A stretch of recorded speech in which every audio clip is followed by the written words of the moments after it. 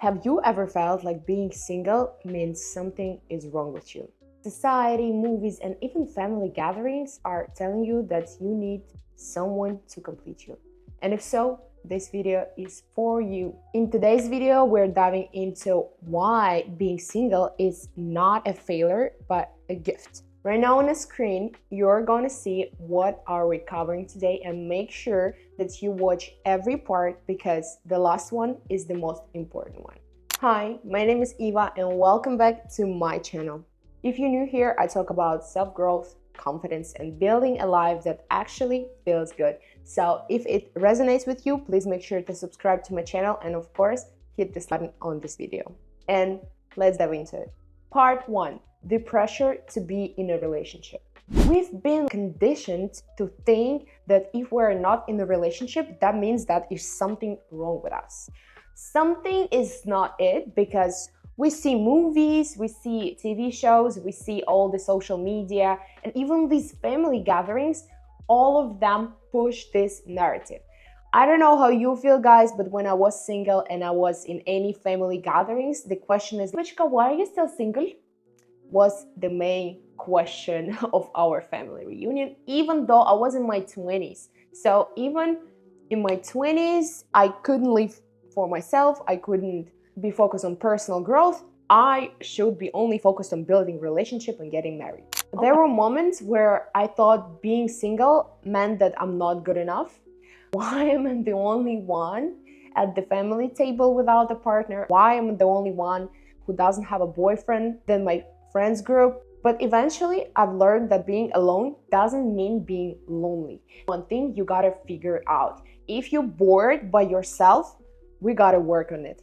But what if I told you that being single is actually a good thing? It's not a failure, it's an opportunity. It's a chance to focus on yourself, grow, open new horizons to yourself, find new people in your life, pick up new hobbies that you're gonna love till the rest of your life. And of course, build something that's gonna fulfill you, understand yourself better, and be your own best friend. Isn't it great? Isn't it? Part 2, why being single is actually a gift. Did you know that the most amazing person, the most wonderful and interesting person in your life is actually you, my dear? When you're single, you have time and space to truly get to know yourself. Your likes, dislikes, values, boundaries, what things you love to do, what coffee you like to drink, what is your regular Starbucks order. Let me know. That's very important, even these small details. Because while you're single, you can be only focused on yourself. I realized that in past relationship, I often lost myself trying to make others happy, trying to take my ex-partners happy, and I'd prioritize their needs over mine to the point where I didn't even know what I wanted anymore. I didn't even know what color I like anymore. I didn't even know what movies I liked, right? And being single gave me this strength to grow and of course to figure all that out, build this independence and self-courage. When you learn to rely on yourself, when you make decisions for yourself, when you create the life that makes you happy without needing anyone else, without this constant need of validation from somebody else, you really change. You really start seeing yourself not as a part of someone, but as a full person, as an interesting person, as an educated person, as a person who knows their boundaries, as a person who knows what they want, and as a person who knows which partner they're looking for.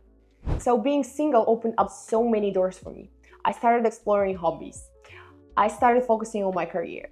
And I even moved to the United States after visiting 7 countries. Things I would not done if I was constantly worrying about somebody else. When you're in the position where you don't have a partner and you don't have anyone else at the horizon, you're not dating anyone. So of course, you gotta use this time for your own growth, okay? Got it? Why it's so hard to be alone. Let's talk about discomfort. Let's be real. It's not always easy to be alone. When you are used to having someone else around, being alone can feel scary, and that's okay. But here's the truth, if you're not comfortable with yourself, you won't be truly happy with anyone else. You might think a new relationship will save you, that someone will teach you how to love yourself, calm your anxieties, give you everything you're missing, but that's a fantasy, okay? If you can't meet your own needs, no one else can either, because no one else knows what you want. No one else can read your mind. No one else can understand yourself without words. And let's not forget, if you don't know your own boundaries, how can you expect someone else to respect you? How? Part 4, practical steps to start loving your own company. Step 1 is journaling. Journaling really changed my life.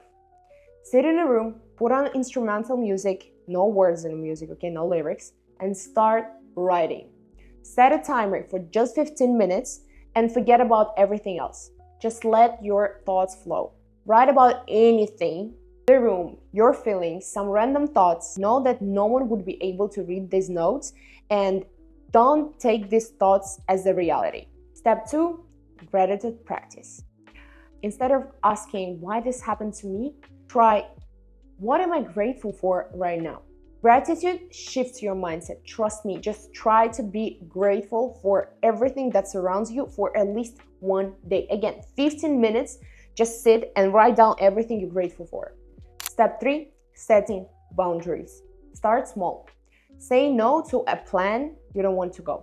Take a break from draining friendships. Cancel another date that you definitely know not going to be successful. Boundaries are about teaching others how to treat you and teaching yourself that your time, your energy, and your presence is valuable.